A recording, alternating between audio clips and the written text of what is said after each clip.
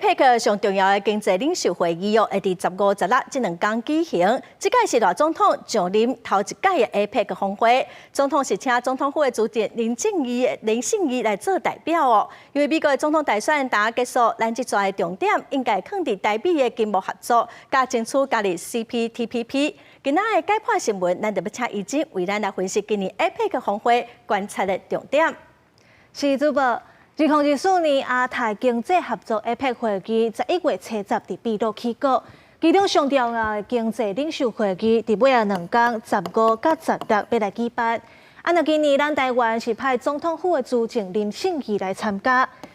今年呢是大总统就任的第1年，会推选林胜义是因为2001年林胜义捌代表台湾参加世界贸易组织的部长会议，当时呢林胜义伫咧中国压力之下。是顺利争取互台湾加入去 WTO。这回呢是林胜义第3届参加 APEC 啊。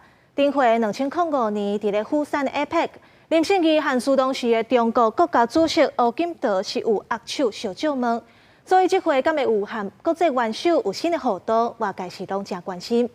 因为这阵美国总统大选拄结束，咱台湾这阵重点就是要延续台美的经济贸易合作。台美双方呢，可能会讲到21世纪的贸易上期的谈判。另外，因为 APEC 的成员和 CPTPP 是差不多的，咱台湾嘛趁机会继续争取支持加入 CPTPP。APEC 上关键呢，都是双边的互动，所以大家是拢真关心美国、中国甲日本这3个的铺排。尤其是这可能是美国总统拜登任内上尾一届和中国国家主席习近平会谈。不过，因为 Trump 已经选调总统啊，所以就算拜登和习近平见面，嘛干那算是放出善意，实际是无实际意义。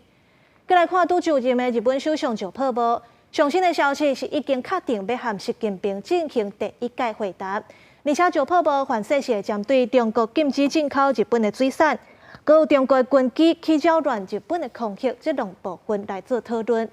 另外，今年 APEC 会议甲刷落来G20峰会，拢是办伫咧南美洲。美国、中国甲日本这3个领袖是同半时间参加，表达重视。尤其是中国这边咧，因伫秘鲁“一带一路”倡议起港口，有外国媒体都认为讲，南美洲已经成做美国甲中国比拼经济实力的新地点。以上就是今仔日解剖新闻，咱甲时间交通去主播。